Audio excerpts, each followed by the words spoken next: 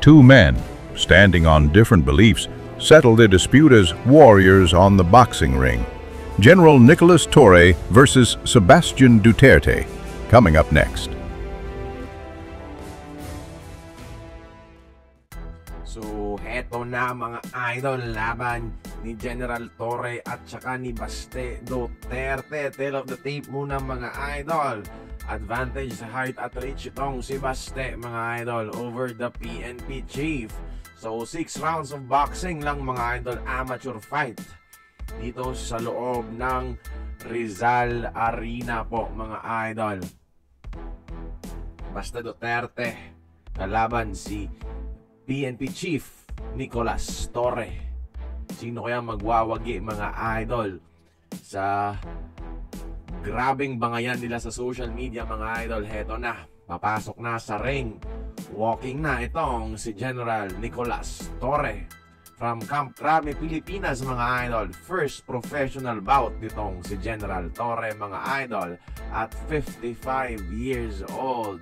Kasama niya ang kanyang mga trusted PNP mga idol, habang ito na si Baste Duterte mga idol at 37 years old representing Davao City.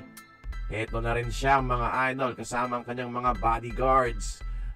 At mukhang confident si Baste dito mga idol. At heto na, i-a-anunsyo na ng host from the blue corner itong si Nicolas Torre. Focused itong si PNP chief mga idol ha. At heto na, from the red corner, Sebastian Baste Duterte mga idol, 17 years younger kay PNP chief. Parang Pacquiao Barrios lang mga idol. Heto, final moments bago magsimula ang laban mga idol. Heto na, Baste Duterte very confident ngayon. At meanwhile itong si General Torre focus na focus. So heto na mga idol, heto na, nagsusukatan mga idol sinong unang susuntok.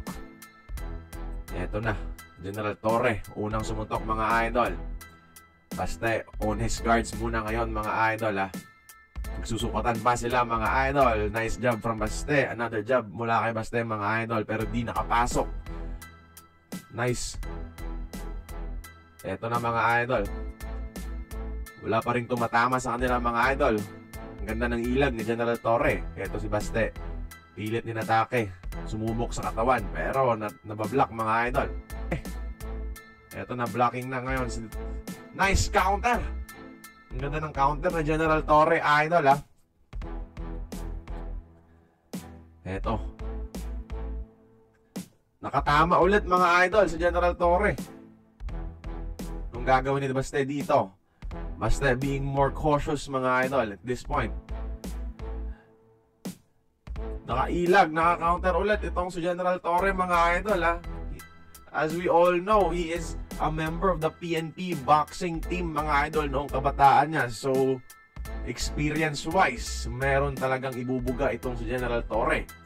Pero kung physicality yung laban mga idol, brute force at brute strength, lamang dito si Baste mga idol ha.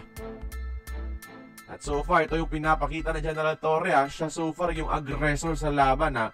As a PNP boxing team member, ginagamit yung experience to set the momentum. Torre, jab-jab lang. Natamaan si Baste mga idol ha. Nice right jab. Eto na, end of round 1 mga idol. Sino sa tingin niyo ang panalo sa round 1? Aggressor mga idol yung may benefit dito. So tingin ko round 1 ibibigay kay General Torre mga idol. Focus lang silang dalawa mga idol ha. Eto na, simula ng round 2 mga idol.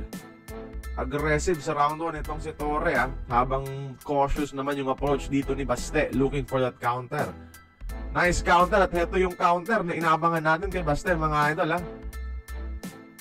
Ang gandang simula sa kanyang round 2, pero pagiging aggressive pa rin yung pinagpatuloy nitong si General Torre. Nice body shot, nasaktan doon si Baste mga idol. Ito si Baste mga idol, sinusukat pa rin si Torre. Si Torre aggressive ha. Nice hook kay Baste mga idol. Ganda ng pagkakailag, yung experience sa boxing team. coming into effect here mga idol. Nice body shot mula kay Torre, pero the power of Duterte mga idol hurting Torre. Kung makikita nyo mga idol, sa right eye, may cut na mga idol itong si Torre ha. The power of Sebastian Duterte mga idol, iron fist. Eto na. Both fighters being patient mga idol. Dala na rin siguro ng kanilang pagod ha. And that right cut mula kay Sebastian mga idol ha, sa kanang mata nitong si Torre is something to be concerned about para sa kampo ng PNP chief mga idol. This will be something that would be hurting him for the rest of the fight. Final 30 seconds mga idol of round 2. Aggressive pa rin ha itong si General Torre, pero yung mga power punches lamang itong si Baste mga idol for this round. At least nasasaktan ha sa mga power punches ni Duterte itong si Torre. Aggressive pa rin itong si Torre, pero yung power ng mga suntok nitong si Duterte gives him that blood mga idol sa kanyang right side. Pero may dugo rin si Baste mga idol. Yung pagiging aggressive nitong si Torre nagbunga rin. May maliit na cut sa right eye rin nitong si Duterte mga idol. Bunga na rin ng kanilang pagiging orthodox mga idol. Right hand power ng sa kanilang dalawa mga idol. So tingnan nyo mga idol, sinong nanalo sa ating second round. Eto na, start of round 3. Magandang second round mula kay Sebastian Duterte mga idol ha. Eto na. Unang sumubok itong si Duterte. Aggressor itong si Torre no? Pero yung Duterte pa simple-simple may puwersa yung mga suntok mga idol ha. Nasasaktan itong si Torre, pero nice combo mula sa PNP chief. Gandang uppercut mga idol, talsik yung laway nitong si Duterte, pero ang gandang counter ni Duterte, having a combo of his own mga idol. Gandang laban so far ha. It is anyone's match mga idol. Nice body shot kay Duterte mga idol, nasaktan doon si PNP chief Torre. Nice counter ulit kay Duterte. Naiilagan ha yung mga suntok ni Duterte mga idol. Nice right hook mula kay Torre mga idol. Nice uppercut, nasaktan doon si Baste, pero a counter for Duterte. But what a left hook mula kay Torre mga idol ha. Nasaktan si Baste mga idol, pero naka-recover mga idol ha. Sayang, naubusan ng stamina itong si Torre. Hindi tinuloy yung tinake advantage, yung opportunity na i-knockout sana itong kanyang kalaban. Pero yung dugo mga idol tumutulo dito kay Torre. Pero may dugo na rin si Baste mga idol ha. Also on his right, on his left na mga idol, may dugo na rin both sides of his head mga idol. May dugo na si Duterte. Habang si Torre naman mga idol continues to bleed sa kanyang right side. May laman din kasi yung suntok nitong si Duterte. Sabihin natin mas aggressive dito si Torre mga idol ha. And that's the end of round 3. Sino kasi tingin nyo ang nanalo dito mga idol ha, as we look at this cut mula kay Torre mga idol. Pero duguan rin si Duterte ha. So nick and knock, tit for tat, hill match to mga idol kung sa bilyar pa. Ang ganda ng laban so far. Parehong duguan. Third round pa lang mga idol ha. 3 more rounds for this 6th round bout para sa ating fighters mga idol ha. So let's see kung sino ang mananalo dito. Sa scorecard nyo mga idol ha, sino na ba ang lamang? Tingnan natin mamaya ha. And here we go. Start of round 4 mga idol. Surprisingly, lamang itong si General Torre kahit nasasaktan siya dito ni Duterte mga idol ha. Sa unofficial scorecard natin ha, 29-28 lamang ng isang round itong si PNP chief mga idol. Well, that comes with being aggressive. Aggressive siya dito eh. Nice body shot kay Torre, pero nice counter mula kay Baste. Nagkakasagutan mga idol, trading punches both boxers. Nice Nice, grabe yung ilag. Basta yung mga idol. Firing blanks itong si Torre ngayon mga idol ha. Walang tumatama sa kanyang suntok kay Duterte. Pero yung Duterte mga idol ha, tumatama yung kanyang kumukonekta. Yung kanyang mga punches mga idol. Nice hit by Duterte mga idol ha. Nice left hook. Aray, nasaktan doon si Torre mga idol ha. Gandang mga counters galing kay Duterte. At nabablangka na no, yung mga suntok nitong si Torre hindi na makapasok. Stamina. Yung kanilang stamina mga idol playing a factor here so far. Bilis lang mapagod dalawa mga idol ha. This is just a 6-round bout mga idol. So far through 3 rounds, lamang si Torre sa unofficial scorecard. Pareho na silang duguan mga idol ha. Kumukonekta rin somehow yung suntok nitong si Torre. Pero yung mga malakas na punches galing dito kay Sebastian Duterte, dala na rin ng kanyang physicality, no? Pero yung bilis, advantage Torre at 55 years old. And that's the end of our 4th round mga idol. At mas lumalala yung dugo nitong PNP chief mga idol. Aabot pa kaya siya ng round 6 mga idol. Pero yung Duterte mga idol sa kanyang left side, lumaki rin yung kanyang cut. So sino kaya sa mga idol ang mananalo? Who won round 4 mga idol? Heto na mga idol, 5 round. Susukatan pa mga idol. So far so good para sa dalawang fighters pareho silang duguan. Pero nice hit by Duterte mga idol. Walang kumukonekta dito kay Torre ngayon Nice defense by Duterte. Pero nakatama yung kanyang right jab mga idol, General Torre. Nice counter. Pero nakabawi rin itong si Duterte.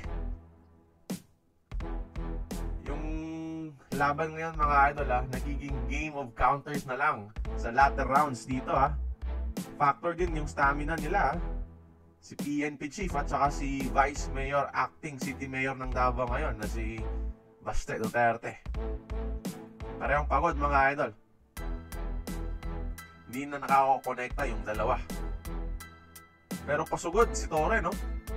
Pinapakita talaga yung kanyang experience as a member of the boxing team ng PNP mga idol.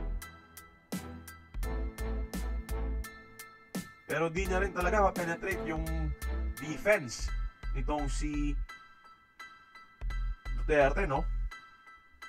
Nice hook there. Solid hook there mula kay Duterte. Pero uppercut miss na counter ni Torre. Nakakonekta ng body si Torre mga idol. Ito na si Duterte sumusugod. Both boxers mga idol trading punches. Pagod na sila mga idol. Hindi na kumukonect ang mga suntok nila. Nabablangka rin ni Duterte yung mga end of round 5. Nakahabol pa itong si Duterte mga idol after the bell. So General Torre mga idol, so far after 5 rounds, duguan. At si Baste rin mga idol, no? Having his fair share of blood galing sa kanyang kalaban. So, this fight went the distance mga idol Final round so far. Round 6 mga idol. Sa tingin nyo, ang mananalo? May mananockout ba mga idol o may tutumba? Tingnan nyo mga idol. Or will this go the distance and be judged mga idol? Will the fate of this match mga idol fall onto the hands of the judges? So eto na mga idol, final 7 seconds ng kanilang pahinga, magsisimula na ang ating final round. Ready na si Duterte mga idol at ready na rin itong si General Torre. Eto na, final round. Aggressive dito si Duterte so far to start the final round mga idol. Depensa ginagawa ni General Torre. Kaya eto na siya. Gumagawa rin ng opensa. Pero so far, So far, in this round 6, compared sa mga earlier rounds natin kanina, Baste Duterte is being aggressive here now more than ever. Alam niyang siguro baka nafe-feel niya na dehado siya ngayon sa scorecard, so nagiging aggressive. Si Torre, mga idol, na-lessen yung aggressiveness pero kumukonekta pa rin, Pero the cleaner punches so far, mga idol, galing kay Baste. Pero nice uppercut mula kay General Torre.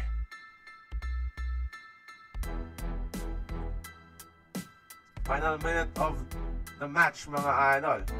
Sino kayang mananalo sa dalawa after ng kanilang bangayan sa social media? Sa wakas, natuloy na dito sa Rizal Memorial Arena ang kanilang laban. My bad, mga idol, Ninoy Aquino pala. Sorry. Nice body shot kay Duterte. Nakatama ng suntok itong si Torre. Pero nice body shot ulit kay Duterte, mga idol. They decide to play it safe. And that's it for our match, mga idol. And General Torre was the winner, mga idol. Majority decision, beating Sebastian Duterte. Grabing laban to, mga idol. Hindi pa sila nagkamay, mga idol. The bad blood between them. Tingnan natin yung scorecard, mga idol, Majority decision. Sa judge 1 at 3, panalo si Torre 58-56, habang yung judge 2, hinatulang tabla ang laban. Kaya majority decision, mga idol, panalo si General Nicolas Torre over Sebastian Duterte. Pero ito yung stats, mga idol, punch stats, mga idol, tingnan nyo. Duterte with the more accurate and the more punches dito, mga idol. Kaya tingnan nyo, mga idol, sino dapat ang manalo? Itong si Sebastian Duterte o tama lang ang desisyon ng mga judges na majority si General Torre, mga idol, base sa stats, mga idol?